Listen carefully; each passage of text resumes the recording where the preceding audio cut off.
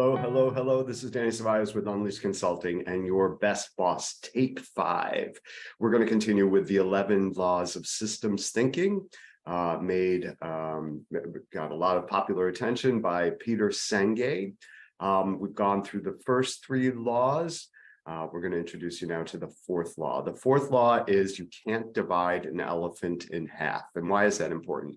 Because when you're thinking about problems that you're facing, challenges that you're facing, and these are the kinds of challenges and problems that seem to be coming up over and over again, no matter what you try, that are complicated, that have moving pieces, that are not able to have quick fixes, the odds are pretty good you've got a systems problem. So a systems problem really asks you to think about solving it differently than you would any other kind of fix-it problem where you come in and you make the repair and you move out of it.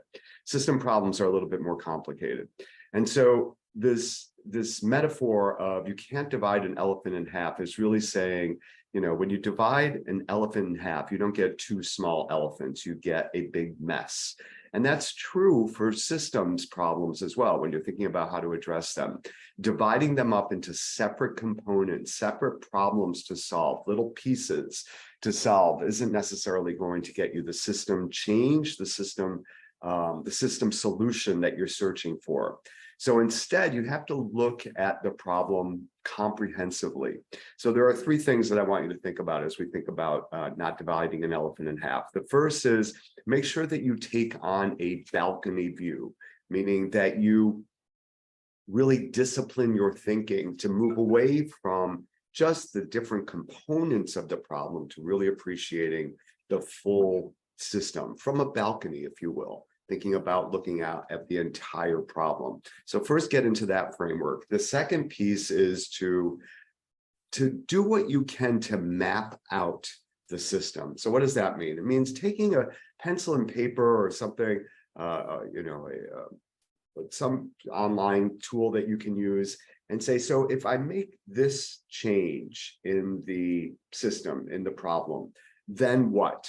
So using if, then, now what to map your system, using if then now what to map your system. So if I do that, so the idea is to really start to see all the domino effects from the changes that you will make, the things that you will do in that system issue. So start mapping it out. So if I do this, what will happen? And then what will happen because of that? And that way you really start to see, again, the balcony view, how things are being mapped out, what it looks like, what the system, that will really, really help you to understand where to come into that system to make the biggest change, because you'll be able to see all the different implications. And the third thing, and this is probably most important, is this kind of work it's tricky to do on your own. It takes a bit of discipline. So I want to encourage you to work with a thought partner, somebody that can go back and forth with you, somebody that has your same, expertise and insight, or maybe even more so, into the particular issue or problem that can help you understand and see, again, how the elephant looks, as opposed to the ear of the elephant, the trunk of the elephant, the leg of the elephant. We're really looking to see what the whole problem looks like. So those 3 things: go to the balcony, map out your system using if, then, now what, and really work with a thought partner to understand the full elephant, because you can't divide an elephant in half. You just get a big mess. All right. Hope that was helpful. This is Danny Ceballos with Unleashed Consulting and your best boss, take 5. And we'll see you next time as we continue with our 11 laws of systems thinking. Thanks so much. Bye now.